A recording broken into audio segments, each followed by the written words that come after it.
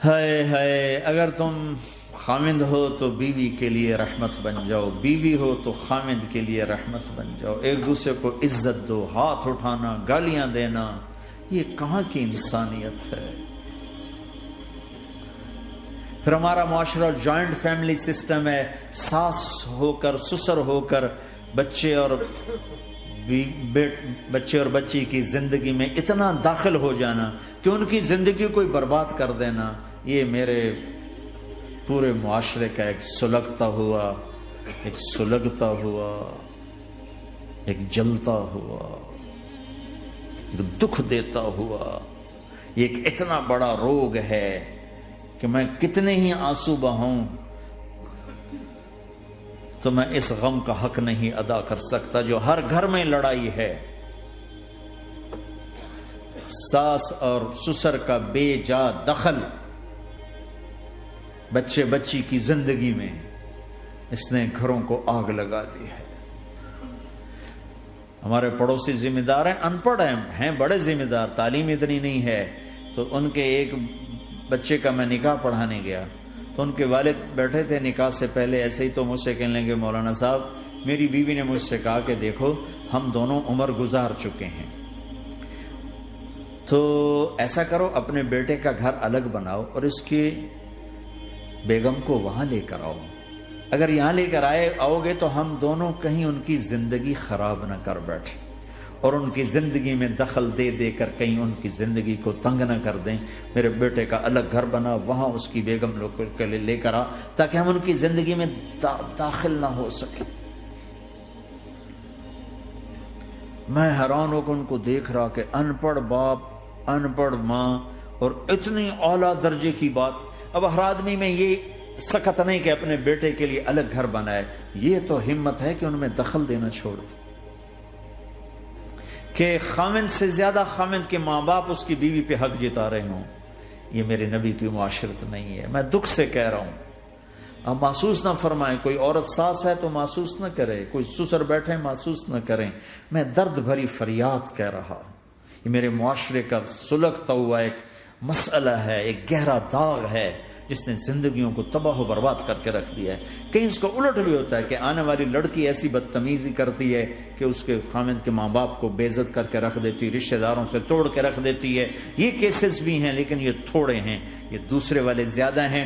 میں اپنے نبی کی معاشرت بتانا چاہتا ہوں کہ میرے نبی کی زندگی میں محبت کے سوا کچھ نہ تھا،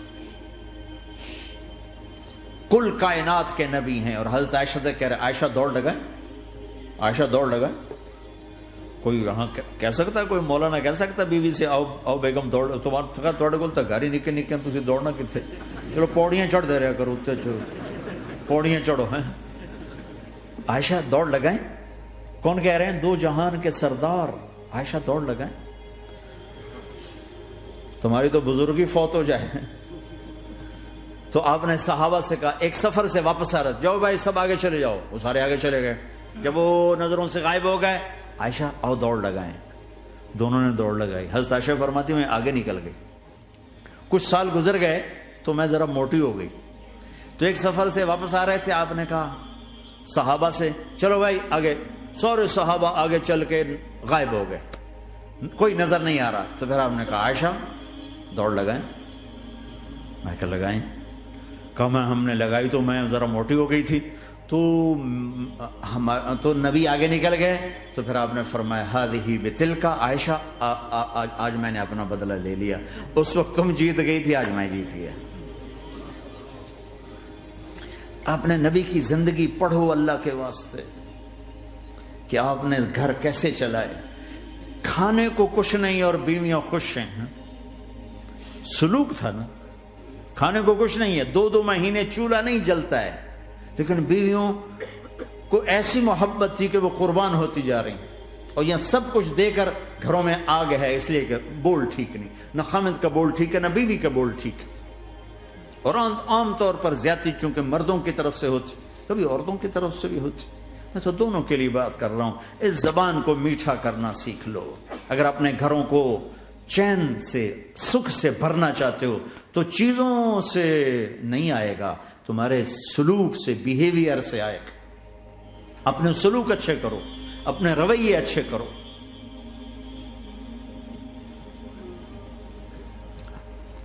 مسجد نبوی میں حبشہ کے لوگ، ایتھوپیا، وہ کر رہے تھے چھوٹے چھوٹے خنجر، اس کے ساتھ نا وہ رقص کر رہے تھے. تو حضرت عائشہ کے کان میں آواز پڑے کہ یا رسول اللہ میں نے دیکھنا ہے. تو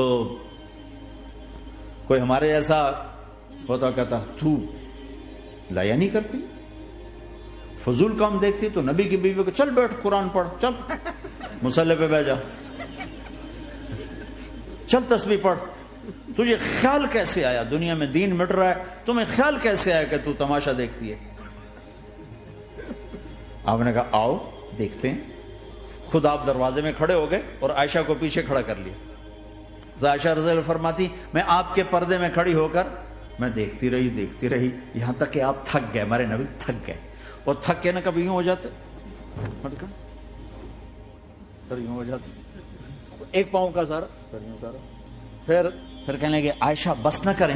میں نے کہا نہیں ابھی میرا دل نہیں بھرا. اچھا ٹھیک ہے. پھر کبھی یوں ہو رہے ہیں، کبھی یوں ہو رہے ہیں، کبھی یوں ہو رہے ہیں، کبھی یوں ہو رہے ہیں. حضرت عائشہ کہتے ہیں جب میں نے کہا بس، پھر آپ واپس آ. یہ میرے نبی کی زندگی ہے. تم لان تان سے زندگی بنانا چاہتے، ساس سسر بہو پر بیٹے سے بھی زیادہ حق جتانا چاہتے. یہ عام معاشرے کی بات بتا رہا ہوں کہ بہت تباہی ہے. میں تو مسائل سن میں نے تو اب اس دفعہ یہ ارادہ ہے کہ اب میں فون چھوڑ دوں گا، نہیں رکھوں گا، کہ میرے اندر ہمت ہی نہیں رہی کہ میں گھروں کے مسائل، میرا کلیجہ پھٹنے کو ہو. ایسے ظلم ہیں، ایسے ظلم ہیں. ہمارا سسرالی معاشرہ بڑا ظالم ہے، بڑا ظالم. 99.99% ظلم ہے.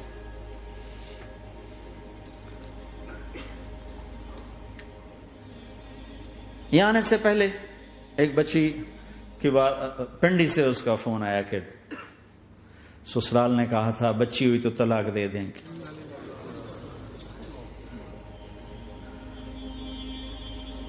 بچی ہو گئی.